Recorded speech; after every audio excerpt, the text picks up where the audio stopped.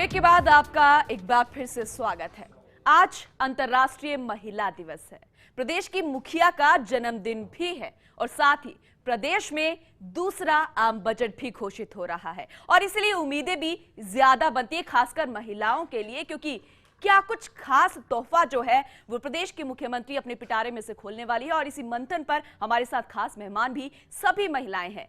Break से पहले मैं बात कर रही थी कि देश के प्रधानमंत्री नरेंद्र मोदी ने रविवार को कहा था कि महिला सशक्त होती है, उसे बनाने की जरूरत नहीं है। तो वहीं प्रदेश में भी भामाशाह कार्ड लॉन्च किया गया था, पिछले बजट में किया गया था। एक प्रभावी कदम कहा जा सकता है महिला सशक्तिकरण को लेकर, लेकिन क्या वाकई वो उतना प्रभावी साबित हो रहा है, यही जानने की कोशिश करेंगे। हमारे साथ साडा जी हैं, उनसे बातचीत करते हैं। क्या वाकई आपको लगता है कि महिला सशक्त हुई है? क्योंकि नेहरू जी ने भी यही कहा था कि अगर किसी देश की स्थिति को जानना है तो वहां की महिला की स्थिति को जान लो। मेरा मानना है महिला सशक्त हुई है, महिला सशक्त है। आप सिर्फ उसको इस पैरामीटर पे नहीं ले सकते हैं कि वो सिर्फ घर में रहती है और वो घर से बाहर नहीं निकलती, या वो अपने बच्चों का भरण पोषण करती है, घर का खाना और बजट संभालती है और वो जाके बैंक में नौकरी नहीं करती। ये सशक्तिकरण का जो पैमाना है वो गलत है। इंडिया में समाज ने दो हिस्सों में इंडिया ने समाज में बांट रखा है। आज आप पुरुष को बोलोगे आप घर पे रहो और बच्चों को संभालो, तो ये उनके बस की बात नहीं है, क्योंकि उनको ये ट्रेनिंग नहीं दी जाती है। उसी तरीके से फीमेल को ये ट्रेनिंग नहीं दी जाती है कि वो बैंक में जाए और पैसे निकाले या कोर्ट में जाए और लड़ाई करे।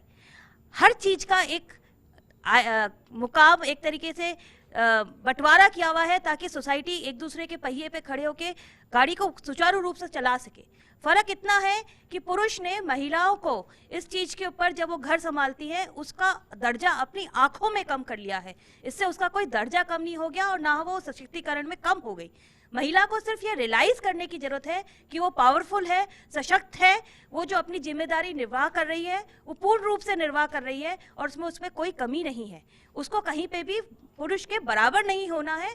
वो अगर आज बाहर जाके काम करती है तो पुरुष से आगे बढ़ जाती है, उसके बराबर नहीं होती। बिल्कुल पुरुष से कम नहीं है, महिला खुद सशक्त है, ऐसा खुद साडा जी का भी कहना है। डॉक्टर माथुर हमारे साथ हैं, उनसे भी बातचीत करते हैं। महिला के साथ अगर चिकित्सा को जोड़ दिया जाए, चिकित्सा क्षेत्र अगर आ जाता है, कई योजनाएं जो है वो प्रदेश पहले भी कई लेकर आ चुका है, लेकिन अब इस बजट में क्या उम्मीद है आपकी कि इसमें और खास करना चाहिए चिकित्सा क्षेत्र? जैसे मैंने अभी पहले भी कहा था कि चिकित्सा क्षेत्र एक ऐसा क्षेत्र है जो कि बहुत ज़्यादा इस पे काम होता भी है, लेकिन इसके अंदर बहुत ज़्यादा मिसयूज़ भी होता है, जैसे कि सभी लोग जानते हैं। भामाशाह कार्ड का भी ऐसा ही देखा गया है। हालांकि मेरा व्यक्तिगत इसमें एक्सपीरियंस कम है, लेकिन फिर भी ऐसा पब्लिक से जैसा लगता है, जो मरीज़ हमारे पास आते हैं तो जिनको पहुंचना चाहिए शायद उनको नहीं पहुंच पा रहा है। तो मेरा ये मानना है कि ये हम जैसे इंडिविजुअलाइज करके हम कहते हैं कि इसके लिए ये कार्ड बना दें, इसके लिए ये कर दें। जननी सुरक्षा योजना भी जैसे चल रही थी, जो कि काफ़ी सफल योजना रही है पूरे उसमें। जिसको भी चिकित्सा की ज़रूरत है उसको वो सेवाएं मिलनी चाहिए। ये नहीं कि जिसके पास कार्ड है उसको मिले, जो इसमें योजना में आ रहा है उसको मिले। जिसको भी चिकित्सा, किसी भी क्षेत्र की चिकित्सा की ज़रूरत है उसको मिलनी चाहिए। वसुंधरा जी से मेरी एक आग्रह ये ज़रूर है कि जो भी महिलाएं 50 या प्रौढ़ावस्था की जो महिलाएं हैं उनका इलाज पूर्णतया जो है होना चाहिए, और ये इलाज पूरी तरह फ्री होना चाहिए, चाहे उनके पास कार्ड है चाहे नहीं है, चाहे वो टैक्स पेयर्स हैं, चाहे वो वर्किंग है चाहे नॉन वर्किंग है। क्योंकि ये महिलाएं ऐसी होती हैं, वो या तो अपने बेटे पे निर्भर होती हैं या फिर अपने पति पे निर्भर होती हैं, पति के पेंशन पे निर्भर होती हैं, और पेंशन के कई दावेदार होते हैं। और महिला को मैंने कई बार देखा है कि अगर उनको घुटने बदलवाने हैं या दिल का कोई इलाज करवाना है, जो कि काफ़ी महंगे इलाज हैं, तो उनका वो इलाज नहीं हो पाता बिल्कुल है। बिल्कुल, तो दिक्कतें काफी आती है। प्रदेश सरकार ने योजनाएं काफी अच्छी यहाँ पर लाकर रखी है, लेकिन उसे प्रभावी तरीके से और कैसे लागू किया जाए, इस पर मंथन करना भी जरूरी है। और इसलिए इस बजट में भी जरूरत यहाँ पर यही महसूस हो रही है कि फंड की व्यवस्था भी एक इसमें होनी चाहिए। वहीं हमारे साथ मंजीत कौर भी हैं, सामाजिक कार्यकर्ता है, उनसे भी बातचीत कर लेते हैं। शिक्षा के क्षेत्र में कई योजनाएं लेकर आई गई है, लैपटॉप बांटे गए, साइकिल वितरित की गई और स्कूटी भी वितरित की गई, लेकिन स्कूलों का समानीकरण कर दिया गया, एकीकरण कर दिया गया। इससे बच्चियां जो है वो स्कूल से दूर हो गई, काफी दिक्कतें आई, व्यवस्थाएं कमजोर हो गई है। क्या लगता है कि और किस तरीके की व्यवस्था जो है इसे लेकर शिक्षा के क्षेत्र में बच्चियों को लेकर करनी चाहिए? सबसे पहले मैं तो ये कहूँगी भी घर में अगर मदर शिक्षित होगी तो बच्ची को अपने आप वो करेंगे। बच्चों के लिए शिक्षा बहुत ज़रूरी है। बच्ची की शिक्षा जो आजकल लड़कियों की शिक्षा है वो पूर्णतः फ्री होनी चाहिए, और जो भी इन्होंने वो योजनाएं शुरू करी हैं उन पर पूरी तरह अमल होना चाहिए। कई बार होता है भी जिन लोगों को चाहिए उन तक तो वो पहुंचती नहीं है, और दूसरे लोग जो हैं वो मतलब दूसरी तरफ से मतलब दूसरे कारणों से वो चीज़ें ले जाते हैं, और जिन बच्चों के पास नहीं होती वो चीज़ जो उनको चाहिए वो उनको नहीं मिल पाती।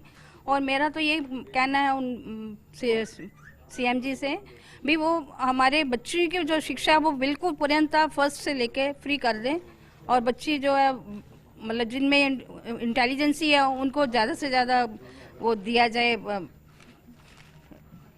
और साथ ही एक सवाल मैं ये भी पूछना चाहूंगी कि काफी यहाँ पर पिछले बजट की बात है जब यहाँ पर ये कहा गया था कि कूपन व्यवस्था हम कर रहे हैं। समानीकरण एकीकरण के दौरान जो बच्चियां शिक्षा से दूर हो गई है, स्कूल नहीं जा पाते, लेकिन कूपन की व्यवस्था है कि जितना खर्चा वो होगा वो सरकार उन्हें दे देगी, लेकिन वो एग्जीक्यूट अच्छे से नहीं हो पाई। लेकिन हम ये जानना चाहते हैं कि ड्रॉप आउट रेट जो है वो आखिर बढ़ क्यों रहा है, या आंकड़े जो है दिनों दिन बढ़ते क्यों जा रहे हैं? और वही बात आ जाती है ना मैम, जहाँ पे बच्चों को मतलब जो चीज़ बच्चियों को मिलनी चाहिए, जहाँ पे वो चीज़ पहुँचनी चाहिए, जैसे मैम का भी कहना है चिकित्सा के क्षेत्र में भी जो चीज़ जिसको मिलनी चाहिए वो वहाँ नहीं मिलती। और दूसरी तरफ से ऊपर से जैसे जैक लग जाती है उनको, जैसे बीपीएल है हमारे पास बना हुआ, वो लाइन पे जो है उनको नहीं मिलता ट्रीटमेंट, वो पूरा उन लोगों को नहीं मिलता जिनको मिलना चाहिए, दूसरे लोग आके ले जाते हैं, मतलब गलत ऐसे काम हो जाता है। इसलिए वो जो चीज़ बच्चों को जो भामाशाह कार्ड हो गया या बीपीएल के लिए जो कार्ड लॉन्च किए गए, क्या वाकई उसमें सुविधाएं नहीं मिल पाती हैं? क्या लगता है आपको एक डॉक्टर होने के नाते? मैंने जैसे अभी कहा कि मेरा खुद का इसमें व्यक्तिगत एक्सपीरियंस कम है, लेकिन जो मैंने जो मरीज़ हमारे पास आते हैं, जो पब्लिक आती है, उनका ये मानना है, कुछ का तो ये एक्सपीरियंस है कि बहुत अच्छी है योजना, लेकिन जहाँ तक अस्पतालों का जो प्राइवेट हॉस्पिटल्स इनसे जुड़े हुए हैं उनका यही मानना है कि इसमें जो है फाइनेंशियल जो गेन मिलना चाहिए वो नहीं मिल पाता है। तो पेशेंट्स के लिए तो अच्छा है, लेकिन फिर यह आगे बहुत ज़्यादा चल नहीं पाएगी अगर जो हॉस्पिटल्स इनको जो सेवाएं दे रहे हैं वो अगर उनको नहीं मिल पाएगी तो ये नहीं चल पाएगी। बिल्कुल, तो बिल्कुल। इसका वहीं चारू जी हैं हमारे साथ जुड़ी हुई, उन्होंने एक मुद्दा उठाया था सुरक्षा को लेकर। फिलहाल वक्त एक छोटे से ब्रेक का है, लेकिन ब्रेक के बाद मेरी सहयोगी पूजा उनसे सवाल करेगी, ये जानने की कोशिश करेगी कि आखिर सुरक्षा को लेकर क्या तमाम दिक्कतें जो हैं वो महिलाओं को प्रदेश में सामने आती है। फिलहाल वक्त एक छोटे से ब्रेक का, जल्द लौटेंगे।